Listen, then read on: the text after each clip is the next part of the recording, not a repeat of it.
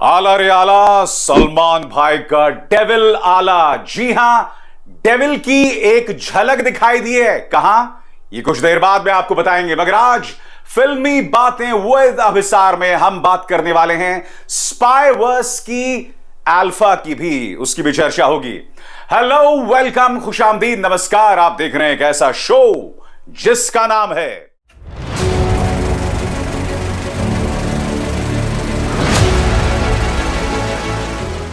फिल्मी बातें विद अभिसार।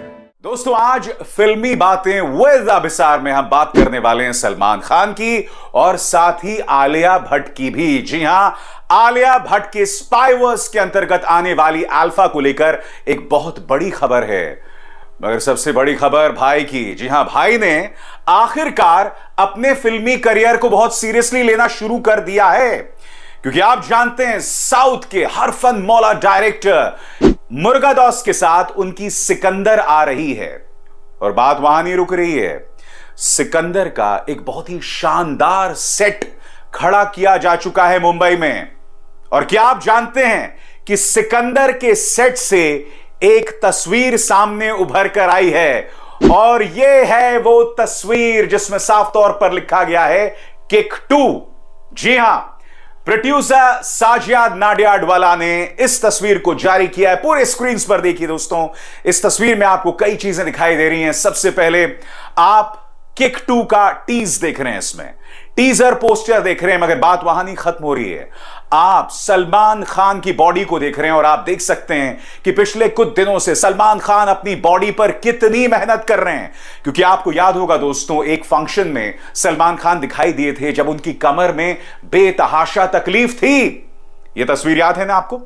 और अब देखिए किक 2 की यह तस्वीर, इसके अंदर आप देख सकते हैं सलमान खान के पूरे जिस्म में एक भी एक्स्ट्रा चर्बी नहीं है।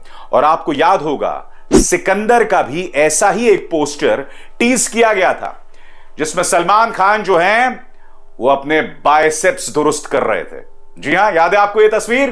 तो उसी तरह से अब किक 2 की ये तस्वीर सामने उभर कर आई है, जिसका मतलब साफ है, सलमान के लिए ये करो या मरो वाले हालात हैं। वो जानते हैं कि अगर सिकंदर डूब गई और उसके बाद किक डूब गई तो उनका बॉलीवुड करियर खत्म। मगर एक बात तय है दोस्तों, वो मेहनत कर रहे हैं, और दिलचस्प बात यह है कि अपने फैंस के लिए वो कई फिल्मों में दिखाई देने वाले हैं। किक 2 का टीज आज आपने देख लिया। इसके अलावा सिकंदर, उसकी शूटिंग शुरू हो चुकी है। और ये ना भूलें, जी हां, एटली की अगली हिंदी फिल्म भी सलमान के साथ होने वाली है। और सलमान के साथ साउथ के सुपरस्टार कमल हासन जो हैं वो काम कर सकते हैं। यानी कि 3 शानदार फिल्में, और फिर कौन भूल सकता है स्पाई वर्स की टाइगर वर्सेस पठान। क्योंकि आप जानते हैं दोस्तों, इसकी शूटिंग इसी साल शुरू होने वाली थी, मगर टाइगर 3 को वैसी सफलता नहीं मिली जिसकी उम्मीद आदित्य चोपड़ा कर रहे थे। इसीलिए उसकी शूटिंग को थोड़ा आगे शिफ्ट कर दिया गया है। पहले धूम मचेगी वॉर 2 और अल्फा की, और उसके बाद टाइगर वर्सेस पठान पर काम होगा। और ये ना भूलें, पठान 2 वो भी कोई बहुत ज्यादा दूर नहीं है। तो एक तरह से कहा जा सकता है दोस्तों कि सलमान खान अब अपने करियर पर अच्छा खासा फोकस कर रहे हैं। तो मैंने बात की सलमान की स्पाई वर्स से लिंक की, और इसी स्पाई वर्स में दिखाई दे रही हैं आलिया भट्ट।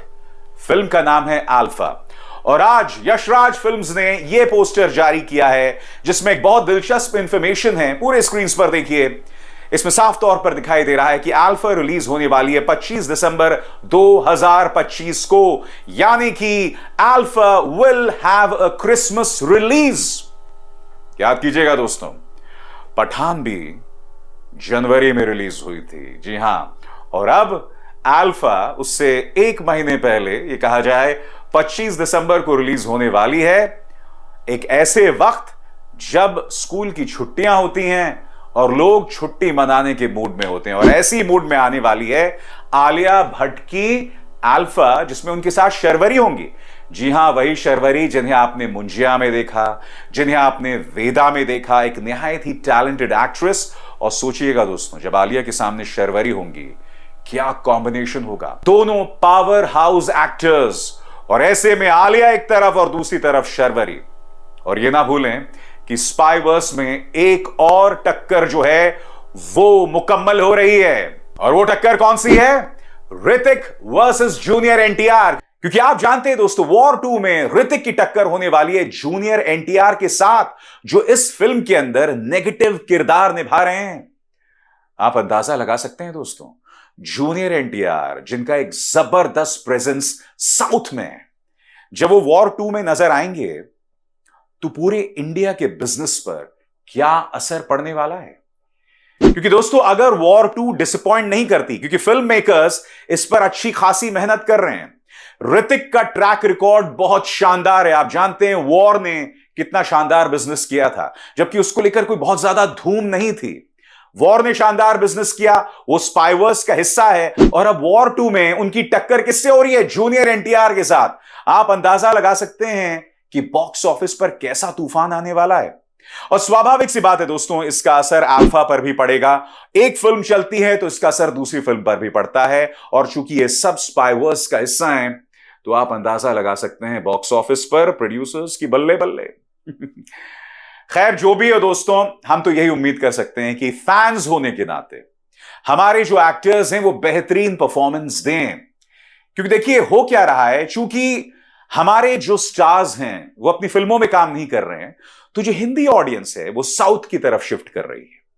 यानी कि साउथ की जो फिल्में आती हैं, केजीएफ, बाहुबली, RRR, सलार, ये सब हिंदी में भी आकर शानदार बिजनेस करती हैं।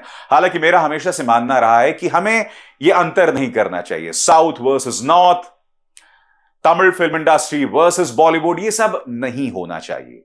कायदे से हम सब एक देश का हिस्सा हैं।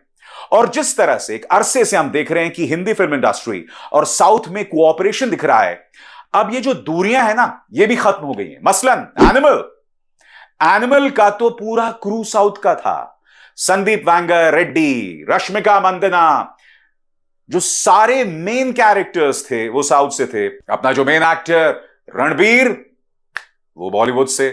उसी तरह से शाहरुख खान की जो कमबैक फिल्म थी पठान के बाद, जवान, उसके डायरेक्टर कौन थे, उसकी एक्ट्रेस कौन थी, उसके मेन विलन कौन थे, सब साउथ के दिग्गज। और इसी तरह से सलमान एक नहीं, दो फिल्मों में साउथ के डायरेक्टर्स के साथ दिखाई देने वाले हैं, मुर्गदास और एटली, यानी कि दर्शकों की शांति।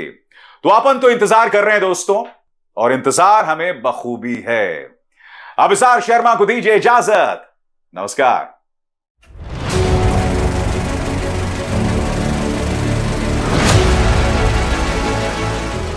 फिल्मी बातें विद अभिसार।